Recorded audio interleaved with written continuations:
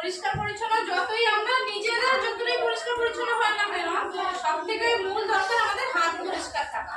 তো হাতটা যদি আমাদের পরিষ্কার থাকে, সে রান্না করি না কেন, কোনো আলাদা কোনো কাজ করি না কেন, যদি আমাদের হাত পরিষ্কার থাকে তবে গিয়ে দেখবেন ওই কাজটা আমাদের ঠিক হবে।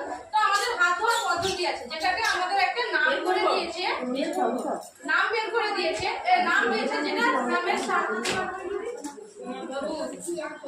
নামের সাহায্যে ওইটা যাতে আমাদের দৈনন্দিন কাজে কি হয়, আমরা সবসময় কাজে ব্যস্ত থাকি তো সেই জন্য আমাদেরকে একটা নাম করে দিয়েছে যেটা আমরা মনে রাখতে পারি। তো সেই জন্য আমাদের নামটা হচ্ছে সুমন কে। যেহেতু সুমন কে এটা একটু কিন্তু হিন্দি একটা যেটাকে আমরা হিন্দিতে বলি না সুমন কে, এরকম একটা কথা, কিন্তু সেটাকে আমরা বাংলায় করেছি সুমন কে। যেটার প্রথম হচ্ছে দেখবেন প্রত্যেকটা ওয়ার্ডের সঙ্গে হাত ধোয়ার পদ্ধতিটা আমাদের মিশে যায়।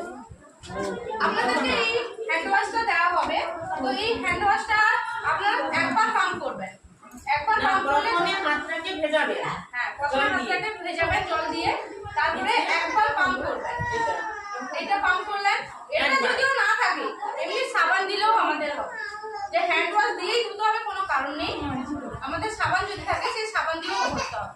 এবার একবার ওই পাম্পটা করার পরে একবার হাতে নিয়ে ভালো করে ফেনা তৈরি করতে হবে, এরকম গোল করে রাউন্ড করে, যেরকম ঘড়ির কাঁটা ঘুরে সেরকম এবং ঘুরিয়ে হাতে ফেনা করতে হবে।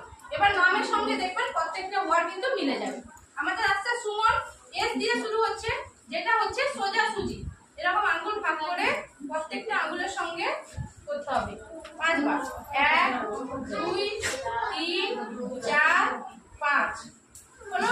আবার এই হাতে 1 2 3 4 সোজাসুজি হলো। এস হলো, এস এর পরে আসছে ইউ। ইউ হচ্ছে উল্টো দিকে, মানে এই হাতের এই যে উপরের দিকটা, এটাও সেই 5 বার। 1 2 3 4 5। আবার এই হাতে 1 2 3 4 5 হলো। এস ইউ হলো। তারপরে আসছে এম। এম হচ্ছে মুষ্টি বা যেটাকে আমরা মুঠো বলি, এটাকে হাতটাকে সাপের কোণার মতো করব। এটা কিন্তু হাত আমার স্টিল থাকবে, এটা শুধু খুলবে, ঠিক আছে? তবে গিয়ে পুরো হাতটা পরিষ্কার হচ্ছে। এটাও আমরা 5 বার করব। 1 2 3 4 5। আবার এই হাতটা মুঠো করব, এই হাতটাকে সাপের কোণার মতো করব, আবার এটাকে ধরব। 1 2